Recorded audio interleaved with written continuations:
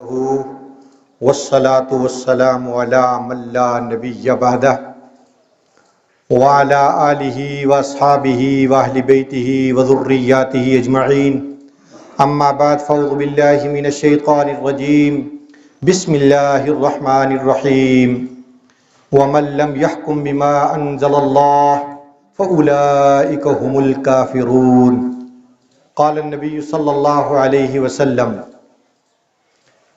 من ولی القضاء فقد ذبح بغیر سکین وقال النبی صلی اللہ علیہ وسلم من جعل قاضیا بین الناس فقد ذبح بغیر سکین صدق اللہ العظیم وصدق رسولہ النبی الہاشمی الکریم۔ درود شریف پڑھیں، اللہم صلی علی سیدنا محمد وعلی آل سیدنا محمد وبارک وسلم وصلی علیہ۔ برادران اہل سنت والجماعت، موجودہ حالات کے پیش نظر یہ قرآن کریم کی ایک آیت اور دو حدیثیں آپ کے سامنے تلاوت کی ہیں۔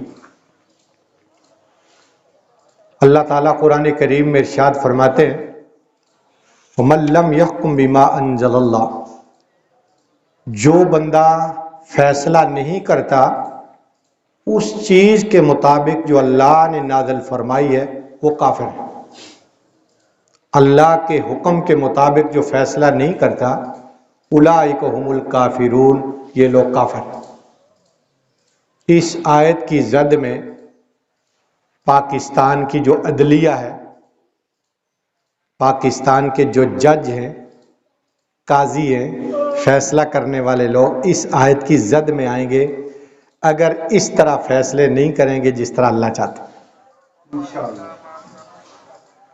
جتنی خرابی آج تک کوئی محسوس کی جا رہی ہے، میں اور آپ تو ایک ہی ترتیب کے لوگ ہیں نا، پبلک کے لوگ، ہماری تو اوپر کوئی اتنی پہنچ نہیں ہے، لیکن جو کوئی نظر آتا ہے، جو کوئی سنتے ہیں، اس سے پتہ چلتا ہے کہ خرابی کی جڑ عدلیہ میں ہے، کیونکہ عدلیہ جو ہے یہ مطلق العنان ترتیب، مطلق العنان کا مطلب جس کی ڈوری ڈھیلی ہو، جس طرح گڈے کی ڈور ہم ڈھیلی چھوڑ دیتے ہیں، گڈا اڑتا جاتا ہے۔ عدلیہ کی ڈور عدلیہ نے اپنے طور پہ یہ سمجھ رکھی ہے کہ ہم جیسا چاہیں، جو چاہیں فیصلہ کریں، وہی فیصلہ ٹھیک ہو۔ ایسا نہیں ہوتا۔ اب آج جو دن ہے، آج چیف جسٹس نے، جو سپریم کورٹ کے چیف جسٹس ہیں عمر عطا بندیال، انہوں نے 5 ججوں پر مشتمل بینچ بنایا ہے جو اس کیس کو سنے گا جو ان کی ساس سے متعلق ہے، کہ ان کی ساس جو تانے بانے ملاتی رہی، ادھر ادھر فیصلے کرواتی رہی، صرف پی ٹی آئی کے لیے یا سیاسی جماعت کے لیے، چلو پی ٹی آئی کا نام نہیں لیتے، سیاسی جماعت کے لیے، وہ ساری آڈیو کٹھی کر کے حکومت نے ایک سپریم کورٹ کے ایک جج کو دی کہ جی آپ ان پر فیصلہ کریں، ان کی تحقیقات کریں کہ یہ صحیح ہیں یا بناوٹی ہیں یا جعلی ہیں یا کیا ہے۔ اب ان جج سے، وہ جج صاحب جو حکومت نے جن کی ڈیوٹی لگائی آپ تحقیق کریں، چونکہ حضرت صاحب بڑے جو ہے چیف جسٹس صاحب یہ بھی بیچ میں آ رہے تھے، تو کل انہوں نے اپنی مرضی کا جج وہ بینچ بنا دیا کہ جناب ہم خود اس کی تحقیق کریں، جج بھی خود، فیصلہ بھی خود۔ جب یہ فیصلہ آئے گا پھر نئی افراتفری ملک میں پیدا ہو۔ ایک افراتفری کو اللہ تعالیٰ نے ختم کرنے کا کوئی ذریعہ بنایا، ان کی اپنی حماقتوں کی وجہ سے اللہ تعالیٰ نے ان کو شکنجہ قریب کر دیا۔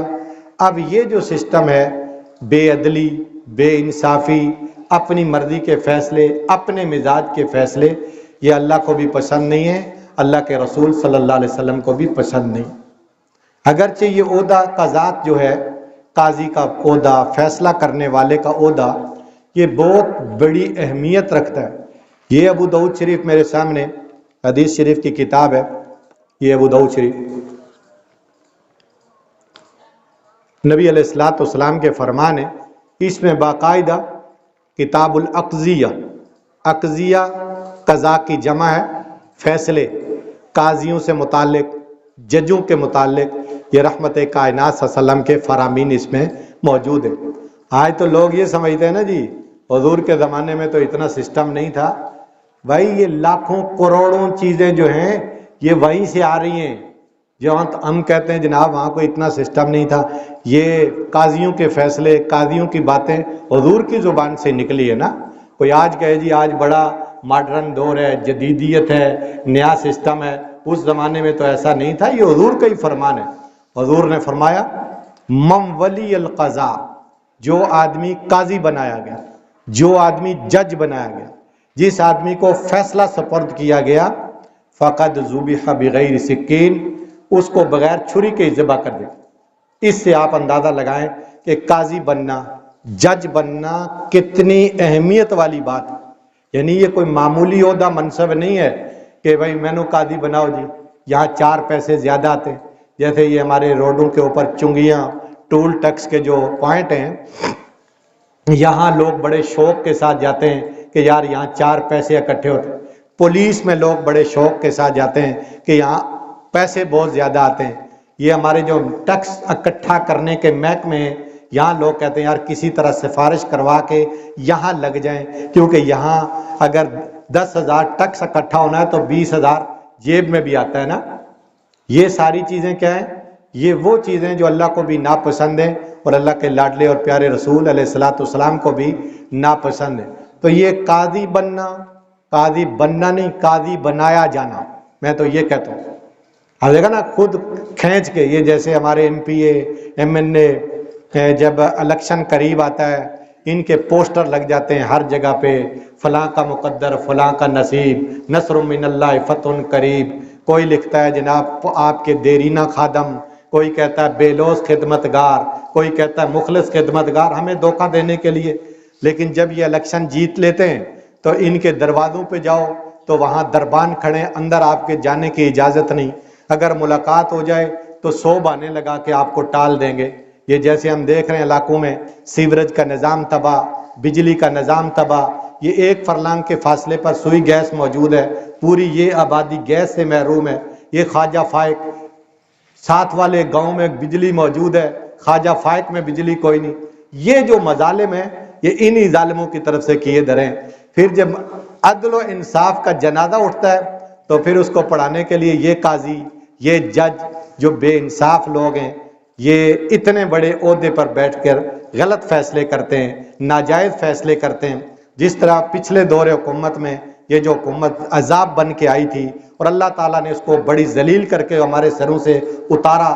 پھر انہوں نے کہا ہم بہت لوگوں کے دلوں کے اندر حکومت کر رہے ہیں. اللہ نے وہ بھی 9 مئی کو ذلیل کر کے دکھا دیے کہ ذلیلو تمہارا مقدر ذلت ہے، تم یہودیوں کے ایجنٹ ہو، تم پاکستان کے خیر خواہ نہیں ہو کسی صورت میں. اللہ نے اس طریقے سے ان کو گھیر گار کے ذلیل کر دیا. ورنہ بڑی اونچی اڑان بھر رہے تھے کہ ہم تو گدھے کو بھی کھڑا کر دیں گے، لوگ اس کو ووٹ دیں گے، ہم تو جس کو ٹکٹ دیں گے لوگ اس کو ووٹ دیں گے. تو یہ لوگ جب اس تکبر کے ساتھ میدان میں آتے ہیں پھر نہ میرا بلا نہ آپ کا بلا. اس لیے لاڈلے رسول علیہ السلام نے فرمایا کہ عدل و انصاف بڑی ضروری چیز ہے. دیکھیں ہمارے گاؤں میں، ہمارے محلے میں، ہمارے قصبے میں بہت سارے معاملات پیش آتے ہیں. ان کا فیصلہ کرنے کے لیے ظاہر ہے ہمیں کسی آدمی کی ضرورت ہے جو ہمارے ان جھگڑوں کا فیصلہ کرے. ہمارے درمیان نزاع پیدا ہو گیا، اس کا جھگڑا ختم کرنے کے لیے کوئی منصف مزاج بندہ محلے کے اندر موجود ہو، وہ فیصلہ کرے جس کو دونوں لوگ مانیں گے. اب کیسے مانیں گے؟ جب وہ اللہ اور اللہ کے رسول صلی اللہ علیہ وسلم کی تعلیم کے مطابق فیصلہ کرے گا. اس فیصلے کو حقیقت میں وہ اللہ اور اللہ کے رسول کا فیصلہ ہوگا. یہ اللہ تعالیٰ نے بیچ میں ایک نیک مخلص آدمی کھڑا کر دیا جو 2 بھائیوں کے درمیان نزاع کو ختم کرنے. تو یہ کتنا بڑا کام اس نے کر دیا، نزاع ختم کر دیا بغیر کچھ لینی دینی. عدالت میں ہم جاتے ہیں، وکیل ہم سے منہ مانگی فیسیں مانگتے ہیں. پھر وکیل، میں کہتا ہوں حضرت میں نے یہ جرم کر دیا ہے. اب وکیل مجھے پٹی پڑھائے گا جھوٹ بولنے کی کہ حضرت اس طرح تو جان نہیں چھوٹے گی. اب وکیل کو بات سنتے ہی پتہ چل جاتا ہے کہ حضرت صاحب گلٹی ہیں یا نہیں گلٹی. اگر گلٹی ہوں تو فیس اور ہے، اگر نہ گلٹی ہوں تو فیس اور ہے. بھائی ایک آدمی مجرم ہے، گلٹی ہے، آپ اس کو صاف کہہ دیں بھائی میں آپ کا کیس نہیں لڑ سکتا، آپ اپنا کیس خود لڑیں، کیونکہ آپ میں یہ پرابلم ہے. میں کیسے کہوں گا جناب کہ اس نے قتل نہیں کیا، اس نے چوری نہیں کی، اس نے ڈاکہ نہیں مالا، اس نے فراڈ نہیں کیا. یہ ساری چیزیں وکیل سکھاتے ہیں اور اپنے آپ کو پوتر، پاکیزہ، مقدس گائے اس طرح سمجھتے ہیں کہ جناب جیسے کسی نے ان کی بھینس چرا لی۔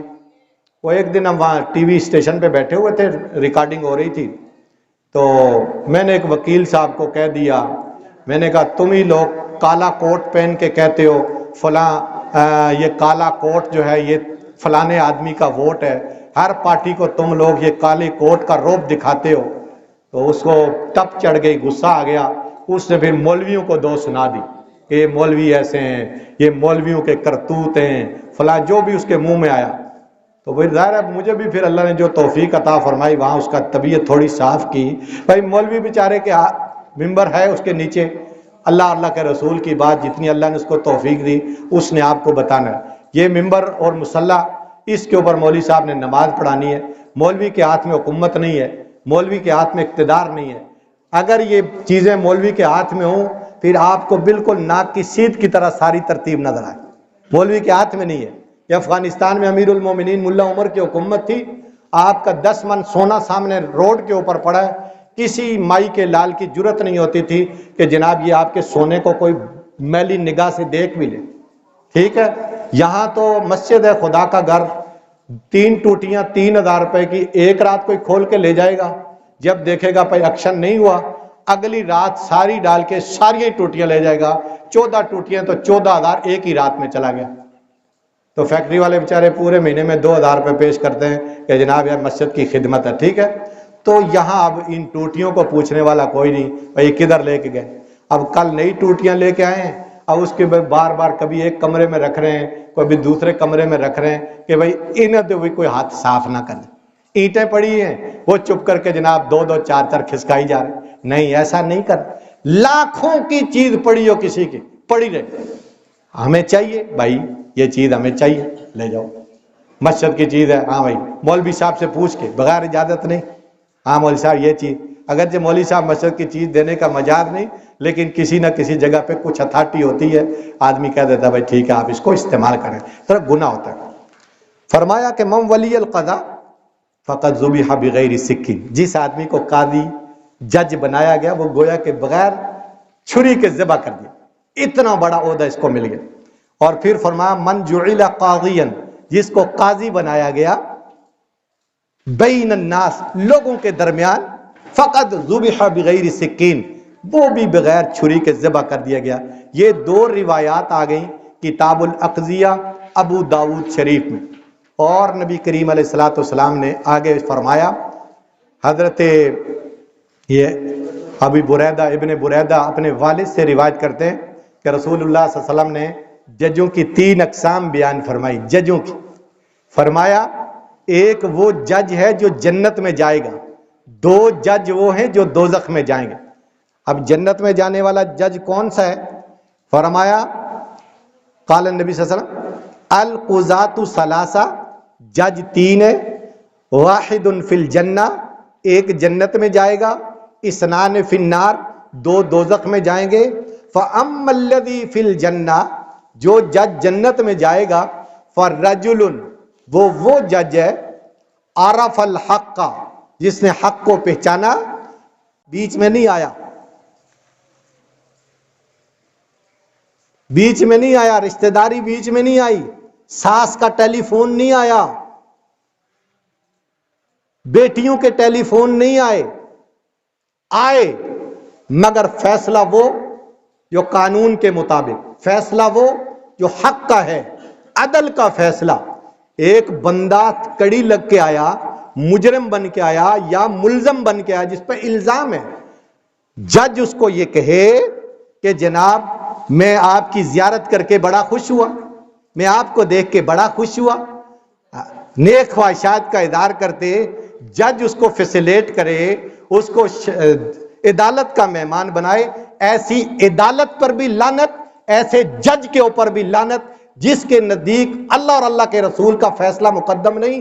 اور اگر اسی بندے کی جگہ میں اور آپ میں سے کوئی غریب آدمی جاتا تو فوراً جج کہتا کہ لے جاؤ اس کو کوٹ لکھپت میں، لے جاؤ اس کے اڈیالہ میں۔ اس کو حضور نے فرمایا کہ ایک ججوں کی قسم وہ جو جنت میں جائے گی، 2 دوزخ میں جائیں گے۔ جو جنت میں جائے گا، جس نے حق کو پہچانا، حق کے مطابق فیصلہ کیا. اور فرمایا وَالرَّجُلٌ عَرَفَ الْحَقَّ فَجَارَ فِي الْحُكْمِ، دوسرا وہ بندہ جس نے حق کو جانا. اب حق کو جاننے کا طریقہ ہے، ایک مدعی ہے جو دعویٰ کرنے والا ہے، ایک مدعا علیہ ہے جس کے اوپر دعویٰ کیا گیا. ایک دعویٰ ہے، دعویٰ کیا ہے؟ چوری کا الزام ہے، کرپشن کا الزام ہے. اگر نہیں تو عدالت ہی صاف کرے گی نا بھائی کوئی کرپشن نہیں ہوئی، چوری نہیں ہوئی، عدالت ہی فیصلہ کرے گی. مگر یہ ججوں کی بددیانتی ہے، یہ بدقماشی ہے چیف جسٹس کی کہ وہ کہے کہ ہم تمہیں دیکھ کے طبیعت خوش ہو گئی، ہم نے تمہارا دیدار کیا تو خوش ہو گئے. ایسے جج دوزخ کے حقدار ہیں. یہ نام عمر کا بیچ میں آ گیا، عمر کے نام کی وجہ سے جنت نہیں ہے کہ نام عمر ہے تو جنت آ جائے گی. عدل کے مطابق فیصلہ کرے گا چیف جسٹس تب جنت ملے گی. حضور نے فرمایا حق کو پہچانا، حق کے مطابق فیصلہ کیا، یہ جج جنت میں جائے گا. اور فرمایا دوسرے نمبر پر وَرَجُلٌ عَرَفَ الْحَقَّ فَجَارَ فِي الْحُكْمِ، حق کو پہچانا صحیح کیا غلط کیا ہے، یا ابتدائی سٹیج ہے یا درمیانی سٹیج ہے یا فائنلی سٹیج ہے، مگر ظلم کا فیصلہ کیا، ظلم کا فیصلہ کیا. یہ دوزخی ججوں میں سے ایک جج. اور تیسرا فَهُوَ فِي النَّارِ، حضور نے اس کو بھی دوزخی قرار دیا. وَرَجُلٌ قَضَىٰ لِلنَّاسِ، دوسرا وہ جج جس نے لوگوں کے لیے فیصلہ کیا عَلَىٰ جَهْلٍ، پتہ ہی کوئی نہیں، فَهُوَ فِي النَّارِ، یہ بھی دوزخ میں جائے گا. یہ جیسے ابھی پچھلے دنوں یہ ججوں نے رشوت کے طور پر نااہل 3-4 جج سپریم کورٹ میں لگائے، حکومت کو کچھ رشوت دے کے کہ جی ان ججوں کو لگا دو، یہ اپنے ترتیب کے مطابق ہے. حکومت بھی کھسیانی بلی بن گئی، حکومت نے بھی ان جاہل ججوں کو سپریم کورٹ کے جج بنا دیا. سپریم کورٹ کے 3-4 جج جاہل جج ہیں، اجہل جج ہیں، ان کو کخ پتہ نہیں فیصلے کرنے کا. حضور نے اس بے انصاف چیف جسٹس کو بھی دوزخی قرار دیا اور ان جاہل ججوں کو بھی دوزخی قرار دیا جو فیصلے کرتے اور بغیر سوچے سمجھے کرتے، ان کو پتہ ہی کچھ نہیں. ان میں ایک وہ ثاقب نثار بدبخت کائنات کا کمینہ جج بھی تھا جو پچھلے دور میں ریٹائر ہو کے چلا گیا. اس بدبخت کی وجہ سے بھی پاکستان کو بڑا نقصان ہوا. اس نے بھی اپنی مرضی کی ترتیبیں کی، اس نے بھی غلط فیصلے کیے، اور ویڈیو آڈیو اس کی موجود ہے. ٹھیک ہے جی. اچھا یہ روایت تو ہو گئی، یہ ابو داؤد شریف کی بھی روایت ہے. آگے دیکھیے. اچھا یہ تو ہو گئی ججوں کے 3 قسمیں، ان میں سے ایک جنتی 2 دوزخی. اور آگے حضور نے فرمایا، حضرت ابی قیس مولا عمرو بن عاص، انہوں نے عمرو بن عاص سے روایت کی، فرمایا حضور فرماتے ہیں اذا حکم الحاکم، جب فیصلہ کرنے والا فیصلہ کرے، فاجتہد، کوشش کرے، دونوں طرف سے دلیلیں سنے، خوب اس بات کو نتارنے کے لیے، صاف کرنے کے لیے، واضح کرنے کے لیے ذرا کوشش ہمت کر لے، فَأَصَابَ فَلَهُ أَجْرَانِ، اگر درست فیصلے کی طرف پہنچ گیا، حضور پاک علیہ الصلوۃ والسلام نے فرمایا اس کو دوہرا اجر ملے گا، ڈبل اجر ملے گا. ایک اپنے منصب کا خیال رکھنے کا، اور دوسرا اس فیصلے میں کوشش کرنے کے لیے. اور فرمایا وَإِذَا حَكَمَ، جب کوئی فیصلہ کرے، فَاجْتَہَدَ، اپنی طرف سے تو کوشش کی ہے، فَاخْطَأَ، لیکن انسان ہے، کوئی غلطی ہو گئی، خطا ہو گئی، فَلَهُ أَجْرٌ، ان کے لیے ایک اجر ہے، ان کے لیے ایک اجر ہے. پوری کوشش کے باوجود صحیح جگہ پہ پہنچ گیا، اللہ اللہ خیر صلی اللہ، نور علی نور، ڈبل اجر ہے. کوشش پوری کی، غلطی ہو گئی، اللہ کے لاڈلے اور پیارے رسول علیہ السلام نے فرمایا چلو ایک درجہ اس کو بھی اجر مل گیا، کیونکہ اس نے کوشش تو کی ہے نا.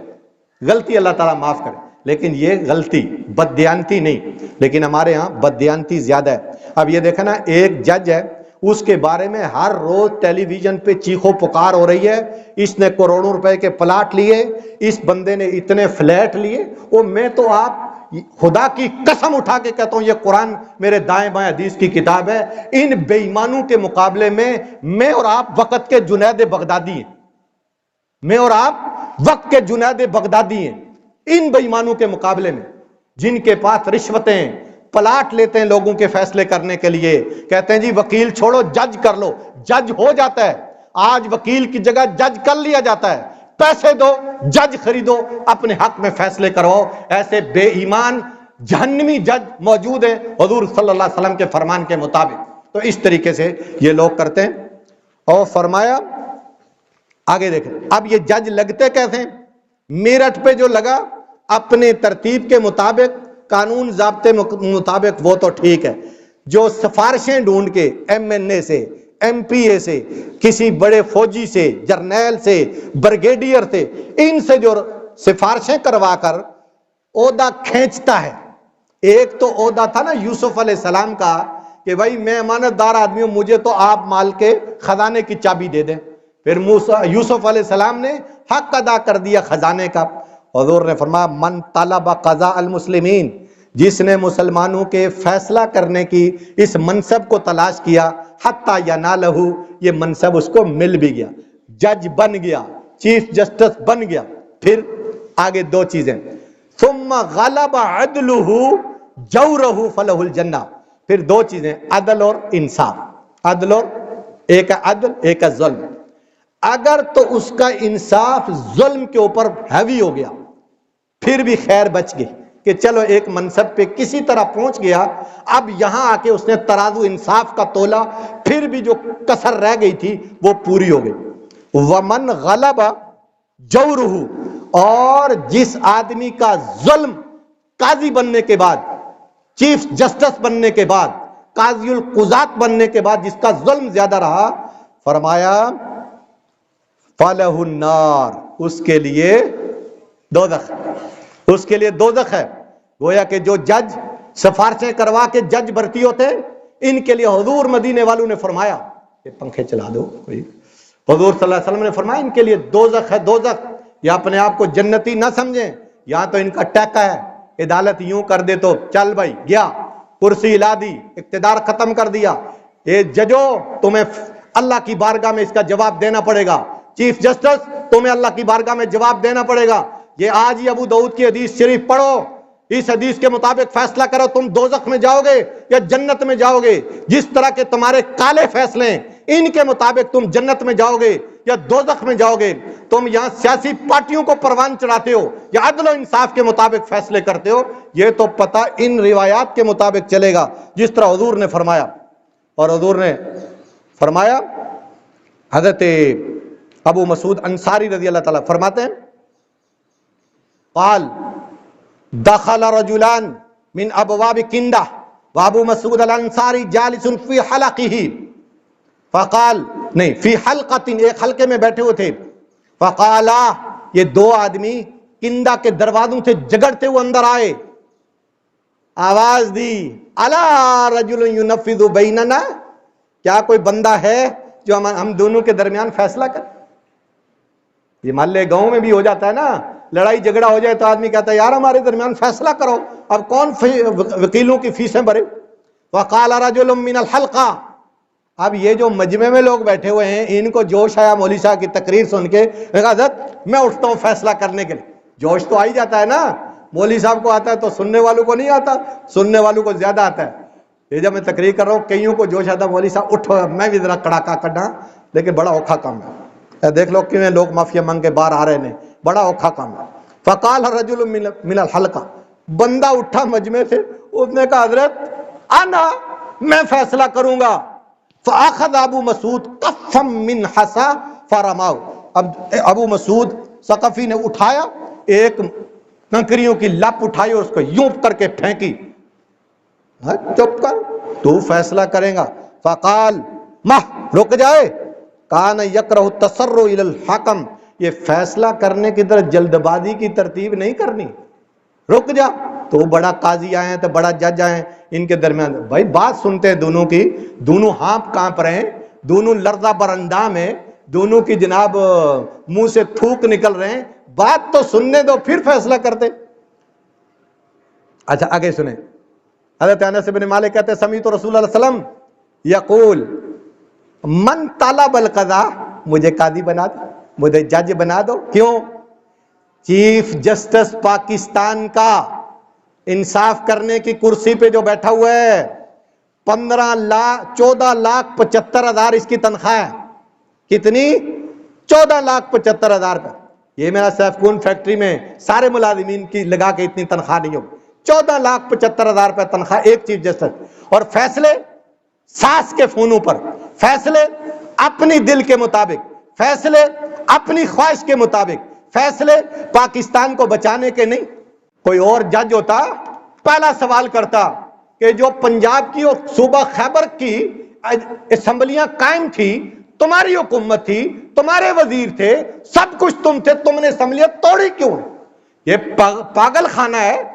तुम मांगते हो 22 अरब रुपया दो इनको, ये इलेक्शन दोबारा कराएं, ये तुम्हारे बाप का पैसा है, ये तुम्हारी मां जहेज में लेके आई थी, ये पाकिस्तानियों का पैसा, यहां लोगों को खाने के लिए नहीं मिलता, यहां लोगों को पहनने के लिए नहीं मिलता। सब्जी मंडी में जाएं तो लोग मुंह चढ़ा के वापस आ जाते हैं, रेडी से चीज खरीदें तो खरीदारी की कुवत नहीं है, और तुम कहते हो 22 अरब दो, ये इलेक्शन कराए। असेंबलियां तोड़ी क्यों तुमने? अपनी ख्वाहिशात को परवान चढ़ाने के लिए। और हुजूर ने फरमाया कि ये जो जज हैं, मैंने हुजूर से सुना, फरमाते हैं मन तलब अल कदा, जिसने ओहदा तलब किया, वस्ताना अलई, और इसके ऊपर मदद तलब, लड्डू खिलाए 6 दिन बाद फोन है जी और उससे साडा काम हो जाएगा। हो क्यों नहीं हो जाएगा? किस लिए बैठे हुए बोलो? लेकिन मैं नहीं पता थी लड्डू तो इस वास्ते मौली साहब ने खांदे में वुक्किला इलई, अल्लाह उसको उसका ओहदा सौंप, जा भाई तो जा। जिस तरह आप मिसाल के तौर पर किसी जगह पे अफसर लगे हुए, तो कोई आप लेते 10,000 तनख्वाह, दूसरा बंदा कहता है जी मैं तो इससे अच्छा इंजीनियर साहब से अच्छी मशीन चलाता हूं, मैं आपसे 6,000 ले लूंगा। आपने हटा दिया, उससे 6,000 की सुन के तो इंजीनियर साहब को दरोगे वाला भेज दिया, हो गया काम। लेकिन ऊपर देख रहा है, ऊपर अल्लाह के लाडले रसूल फरमाते हैं अल्लाह उसको उसके ओहदे के सुपुर्द कर दे, तू जाने तेरा ओहदा जाने। फिर फरमाया वमल्लम यतलुब, जो ओहदा नहीं मांगेगा, वलम तस्तईन अलैहि, इस पर कोई सिफारिशें नहीं ढूंढेगा, अनज़लल्लाहु, ये लफ्ज़ बस याद कर लेना जुबानी, अनज़लल्लाहु मलकन, अनज़लल्लाहु मलकन, अल्लाह एक फरिश्ता उतारता आसमान, युसद्दिदुहु, जो उसको सही सही लाइन पे चलाई जाता है, सही सही लाइन पे, जो ओहदा मांगे के बगैर मिल जाए, इस पर अल्लाह की मदद आती है। खुलासा ये, और जो ओहदा मांग के मिले, खींच के मिले, दूसरे को कुर्सी से उतरवा के मिले, दूसरे से तनख्वाह कम बता के मिले, और तू जा तेरा कम जाने, जेड़ी चेरी मारेगा वही उल्टी होएगी, जेड़ी चेरी मारेगा वही उल्टी होएगी। ये जिन लोगों की गड़बड़ेशन होती है ना, याद रखो इनके सिस्टम में कोई गड़बड़ मौजूद है, वरना अल्लाह की कसम अल्लाह जालिम नहीं है, अल्लाह बेदर्द नहीं है, अल्लाह हमदर्द है, अल्लाह मुनस है, अल्लाह गमखार है, अल्लाह किसी को तकलीफ पे नहीं देखना चाहते। लेकिन जदू टेढ़ हरामी होवे, उल्टा टेर करे, तो अल्लाह भी उसको उसके हवाले का, तू जानते तेरा कम जाने, साडा भी चमल दखल कोई नहीं। और जो आदमी सीधी तरतीब पर चलता है, अल्लाह फरिश्ता उतार के उसकी मदद करते हैं, और अल्लाह ताला उसको सही लाइन पे लगाए रखते हैं। अल्लाह मुझे आपको अमल की समझ की तौफीक अता